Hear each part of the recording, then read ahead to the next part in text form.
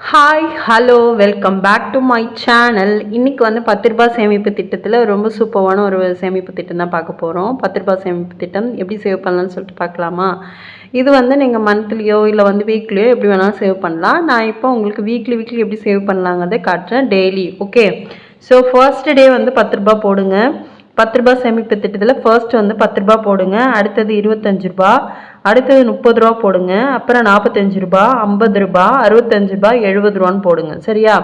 First 1 week இப்படி போட்டுட்டு next week வந்து 85 ரூபா, 90 ரூபா, 105 ரூபா, 110 ரூபா, 125 ரூபா, 130 ரூபா, 145 ரூபான்னு போடுங்க. 15, 16, 17 அடுத்தது வந்து பார்த்தீங்கன்னா கொஞ்சம் இது எப்படி நான் வந்து கால்குலேட் பண்ணி போட்டிருக்கேன்னா 10 ரூபா போட்டுட்டு 25 ரூபா, அதாவது 10 ரூபாய்க்கு அப்புறம் 25 ரூபா போட்டிருக்கேன், அதுக்கப்புறம் 30 ரூபா போட்டிருக்கேன், இங்கே 25, 45, 65 அப்படின்னு சொல்லிட்டு 85, 105ன்னு சொல்லிட்டு 125, 145ன்னு சொல்லி இடையில 5 அந்த 25, 20 இது பண்ணியிருக்கேன்.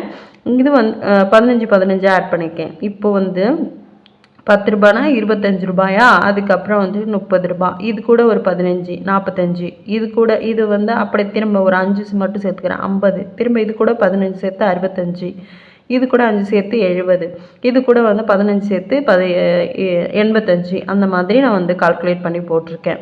இந்த பிளான் வந்து இந்த மாதிரி சேவ் பண்ணணும். 15ஆவது நாள் வந்து 150, 165, 170, 185, 190, 205, 210, அடுத்து 225, திரும்ப ஒரு 5 சேர்த்துக்கணும், அடுத்து ஒரு 15 சேர்த்துக்கணும், 5, 15, 5, 15ன்னு சொல்லி இந்த மாதிரி சேர்க்கணும். சரியா?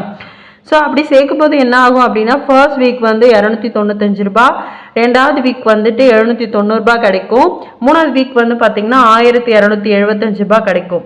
அதே மாதிரி ஃபோர்த் வீக் பார்த்தீங்கன்னா 1170 ரூபா கிடைக்கும். அதுக்கப்புறம் பார்த்தீங்கன்னா இது எல்லாத்தையுமே நம்ம வந்து ப்ளஸ் பண்ணணும் அப்படின்னா 4130 ரூபா கிடைக்கும் 1 மந்த்தில். ஓகேவா? இது வந்து 12ஆல் இன்ட்டு பண்ணணும் அப்படின்னா 1 இயருக்கு வந்து 49,560 ரூபா கிடைக்கும்.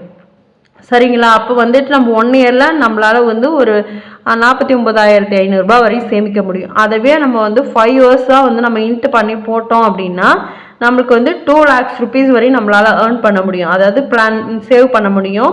2,47,800 ரூபா வரையும் நம்மளால் சேவ் பண்ண முடியும்.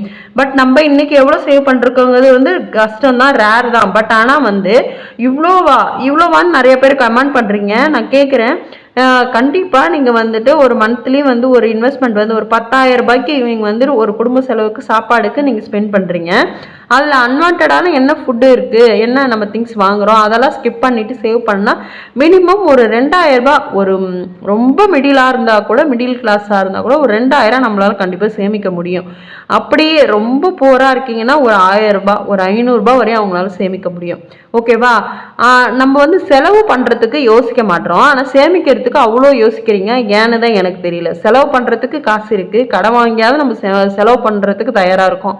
ஆனால் இருக்கிற காசை வந்து நம்ம சேமிக்கிறதுக்கு அவ்வளோ வந்து யோசிக்கிறீங்க. அது ஏன்னு எனக்கு புரியல. நிறைய பேர் கமெண்ட்டில் வந்து 3,000 ரூபாய் என்னால் முடியாது சிஸ்டர், எப்படிங்க முடியாதுன்னு சொல்கிறீங்க? எனக்கு புரியவே இல்லை. ஒரு சின்ன பிஸ்னஸ் ஏதாவது சைடு பை சைடு பண்ணால் கூட ஈஸியாக நம்மளால் ஒரு 3,000 ஈஸியாக சேமிக்க முடியுங்க.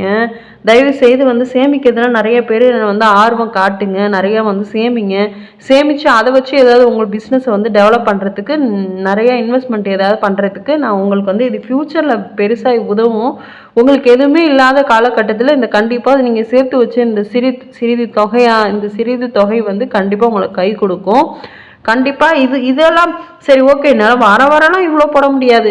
சரி, அப்புறம் எப்படி தான் போட முடியும்? மந்த்லி ஒரு பேமெண்ட் வாங்குவீங்களா, ஒரு சேலரி வாங்குவாங்கல்ல, உங்கள் ஹஸ்பண்ட் வாங்குவாங்கல்ல, இல்லை நீங்கள் ஒர்க் பண்ணாலும் நீங்கள் வாங்குறீங்களா, அதில் ஒரு பேமெண்ட். இப்போ 4,130 ரூபாங்கிறது நம்மளால ஈஸியாக பண்ண முடியும். ஒரு 10,000 சம்பாதிக்கிறோம், நீங்களும் சம்பாதிக்கணும், ஹஸ்பண்டும் சம்பாதிக்கிறீங்கன்னா கண்டிப்பாக ஒரு 4,000 ரூபாய் எடுத்து வைக்கிறது கண்டிப்பாக முடியுங்க. நீங்கள் வந்து இதில் ஆர்வம் காட்டுறது இல்லைங்கிறது தான் உண்மை. ஆர்வத்தோடு நம்ம எந்த விஷயம் செஞ்சாலும் நம்மளால் கண்டிப்பாக அது முடியும். அதுதான் நான் சொல்ல வரேன்.